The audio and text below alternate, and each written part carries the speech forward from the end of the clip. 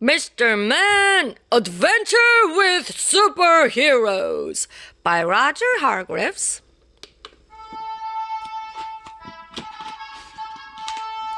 Mr. Strong, as his name would suggest, was very strong. Strong by name and strong by nature, he was so strong that he did not know his own strength, which was a problem. It was a problem when he worked as a postman. He kept breaking post boxes. Oh no. It was a problem when he worked as a builder. He kept bending hammers. And it was a problem when he worked as a cook. He kept snapping ladles. Mr. Strong wanted to find a job that would suit his incredible strength. And then he had the perfect idea. He became a superhero, strong man. As strong as an ox, as strong as steel, as strong cheddar. In no time at all, he had everything ready to start his new job. There was just one thing missing. He needed a sidekick. So Mr. Strong advertised for a sidekick in the local newspaper. A lot of people applied for the job. Well, it's not every day you get the chance to work alongside a superhero. Mr. Strong decided to show his first applicant around. His house looked very normal from the outside. However, it was far from normal. It has a secret staircase that led down to his superhero hideout, which he called the Cape Cave. Why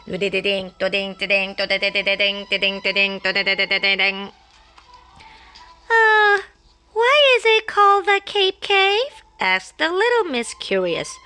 Because it's where I keep all my capes, answered Mr. Strong. Why do you wear a cape? Asked little Miss Curious. Because superheroes wear capes, answered Mr. Strong. What makes you a superhero? Asked little Miss Curious. My superpowers, answered Mr. Strong, deciding that little Miss Curious would not make a good sidekick. There were far too many questions. Too many questions to be able to get any superhero work done. Mr. Strong proudly showed the next applicants all the gazettes in the Cape Cave. There were gazettes galore. Mr. Strong was especially proud of his invisibility ray gun. Little Miss Shy used the invisibility ray gun to make herself disappear when she was embarrassed. Little Miss Naughty used it to stop her getting caught when she was being naughty. Splat! You must remember that these gazettes are for stopping crime and rescuing people, explained Mr. Strong, deciding that neither Little Miss Shy nor Little Miss Naughty were suitable sidekick material. The best gadget of all was Mr. Strong's Strong Mobile. But Mr. Clumsy was not the man to drive it. Boom! Oh no. In fact, Mr. Strong was quickly coming to realize that a lot of the applicants were not right for the job. Mr. Muddle put the superhero cape on the wrong way round. Uh-oh. The tights were too short for Mr. Tall. And Mr. Silly wore the mask on his nose. Oh, no. And then there were the superpowers. Mr. Nosy liked having X-ray vision. You can be very nosy if you can see through walls.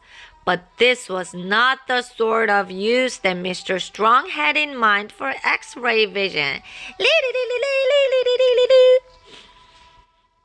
Mr. Greedy liked being able to fly. He could visit all the restaurants in town as quick as a flash. Is it a bird? Is it a balloon? Is it a flying pink blancmange? No, it's Mr. Greedy. Oh, Mr. Rude could be very rude at times. Zoom! And we won't mention Mr. Rude's superpower. Mr. Bump discovered that being a superhero did not stop him bumping into things. The bumps just got bigger. Bump! And poor Mr. Sneeze discovered that his sneezes also just got bigger.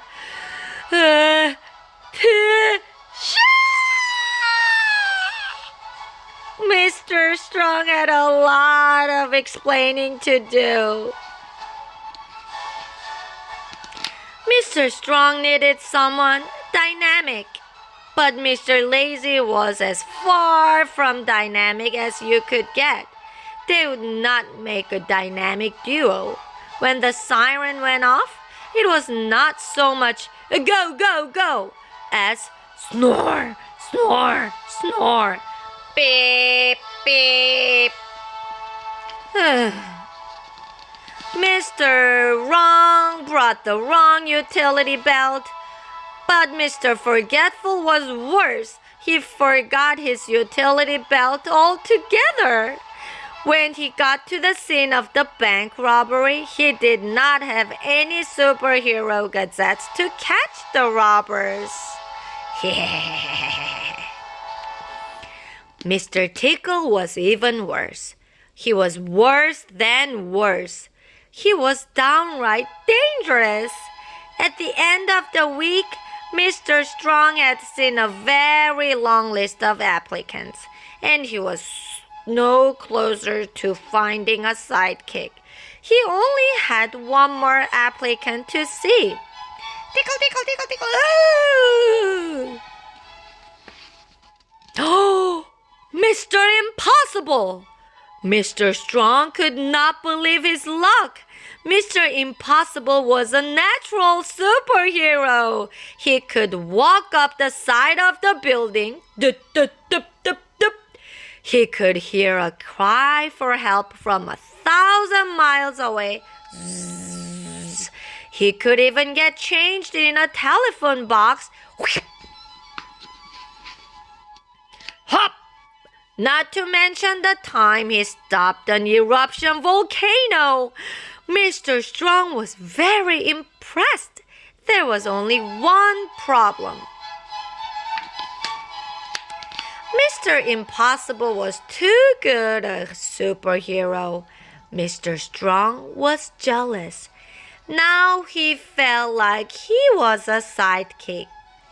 Sidekick. The end.